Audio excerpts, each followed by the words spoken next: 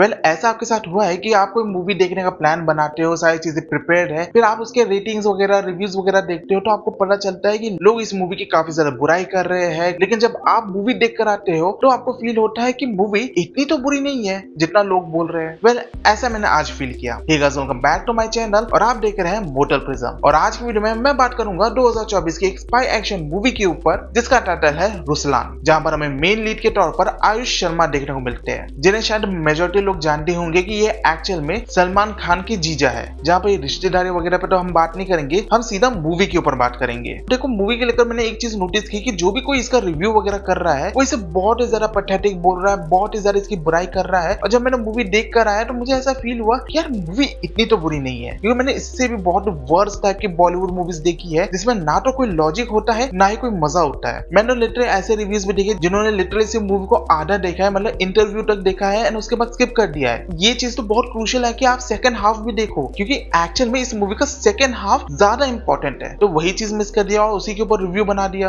अब क्या ही कर सकते हैं। बाकी अगर मैं मूवी की बात करूं तो इसकी स्टोरी रुसलान नाम के कैरेक्टर के रिवॉल्व करता है, जहां पर इसका जो फादर है वो एक पुलिस ऑफिसर है। या फिर मैं करेक्शन करता हूं कि इसका जो फादर है वो उसका असली फादर नहीं है, बल्कि उसने रुसलान को अडॉप्ट किया था जब वो छोटा था। तो एक तरह से रुसलान का जो फादर है वो उसके लिए एक मसीहा भी है और उसका रोल मॉडल भी है, जिससे इंस्पिरेशन लेते हुए वो भी देश के लिए कुछ करना चाहता है, उनकी तरह एक बड़ा अफसर बनना चाहता है। अब इन सबको हटाकर मूवी का जो मेन प्लॉट है वो तब सेट होता है जब चाइना का एक्स जनरल, जिसका नाम जनरल वू है, जो कि करेंटली चाइना का एक बहुत ही बड़ा बिलियनियर है, वो कुछ ऐसा करना चाहता है जिससे भाई इंडिया की जो इकोनॉमी है वो पूरी तरह से गिर जाए। और इसके चलते उसने एक बहुत ही खतरनाक प्लान को फॉर्म किया है, जहां पर ये सारी चीजें एग्जीक्यूट करने का काम बहुत ही खतरनाक टेररिस्ट कासिम को दिया है। एंड अगर मैं कासिम के बारे में बताऊं तो इसके बारे में कोई डिटेल ही एग्जिस्ट नहीं करती है, ना कोई फोटोग्राफ ना कोई डॉक्यूमेंट, किसी को पता ही नहीं है कि कासिम दिखता कैसा है। यानी कि दुनिया के लिए कासिम कोई एग्जिस्ट ही नहीं करता है, इट्स लाइक अ गोस्ट। और इन्हीं सब चीज के अराउंड ही मूवी रिवॉल्व करती है, जहां पर मूवी में आगे और क्या होगा वो सारी चीजें जानने के लिए तो आपको ये मूवी देखनी पड़ेगी। जहां पर मैं बताऊं तो मूवी का जो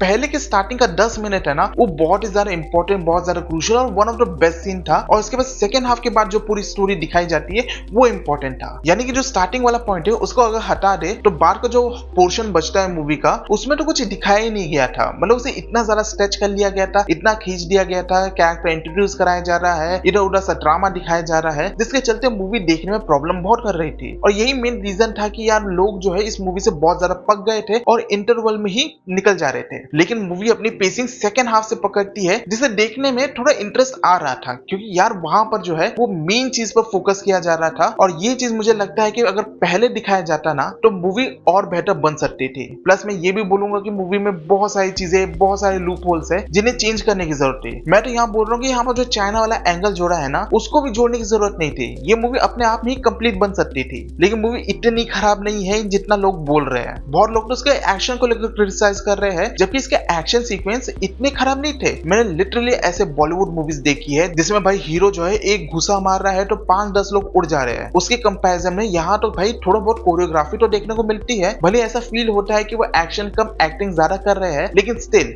यहाँ थोड़ी मेहनत तो दिखती है, चीजें देखने में ठीक तो लगती है। लेकिन तब भी इस सारी चीजों को तो लोगों ने जैसे इग्नोर ही कर दिया। और मैं यहाँ दावे से बोल रहा हूँ कि अगर इस मूवी में कोई बहुत बड़ा एक्टर होता है जिसकी बहुत बड़ी फैंडम है ना, तो ये मूवी के जो रिव्यूज और रेटिंग्स है ना इतनी हार्श निकल के नहीं आती। तब शायद मूवी को इतना ज्यादा क्रिटिसाइज नहीं किया जाता और ऑडियंस भी शायद इस मूवी को देखने में इंटरेस्टेड होती। बाकी मूवी में प्रॉब्लम है वो मैं जरूर मानता हूँ, लेकिन हाँ मूवी का जो एंडिंग वाला पार्ट था जहां पर हमें ये चीज रिवील की जाती है कि एक्चुअल में कासिम है कौन, वो चीज बहुत ज्यादा सरप्राइजिंग था। मैंने प्रेडिक्ट नहीं किया था कि कासिम वो वाला कैरेक्टर है। और हाँ, लोग सोच रहे होंगे कि यहाँ पर मूवी के अंदर हमें सुनील शेट्टी भी देखने को मिलेंगे। वो बस आप समझ लो कि मूवी के अंदर उनका सिर्फ कैमियो देखने को मिलता है और उनका कैरेक्टर भी कुछ खास इंपॉर्टेंट नहीं है। वो मतलब समझ लो कुछ सेकंड्स के लिए आते हैं और फिर मूवी खत्म। और हाँ, सुनील शेट्टी कासिम नहीं है तो वहां से कनेक्ट मत कर लेना। जहां पर अगर मैं सारे फैक्टर्स को भाई मद्देनजर रखते हुए मूवी की रेटिंग दूं तो भाई मैं इस मूवी को 5 में से सिर्फ 2 स्टार की रेटिंग दूंगा। यानी कि मूवी एक एवरेज मूवी है, जहां पर मेरे ओपिनियन में इस मूवी को एक बार देखा जा सकता है। और हाँ, मूवी में ऐसे कोई एडल्ट सीन्स भी नहीं है जिसे देखने में प्रॉब्लम हो। यानी कि आप ये मूवी अपनी फैमिली के साथ भी देख सकते हो। बस वही है कि ये मूवी आप फैमिली के साथ देखने जाते हो कि नहीं जाते हो, क्योंकि जैसे इस मूवी के रिव्यूज निकल के आ रहे हैं ना, मैं हाईली श्योर हूँ कि ये मूवी बहुत ही जल्दी थिएटर से निकल जाएगी और हो सकता है ये मूवी फ्लॉप निकले। बाकी अगर आप मूवी देखने में इंटरेस्टेड हो तो शायद आप एक बार ट्राई दे सकते हो। मतलब मैं इस मूवी को लेकर कुछ उम्मीद रखा नहीं था तो शायद मुझे उतनी बुरी लगी भी नहीं। बाकी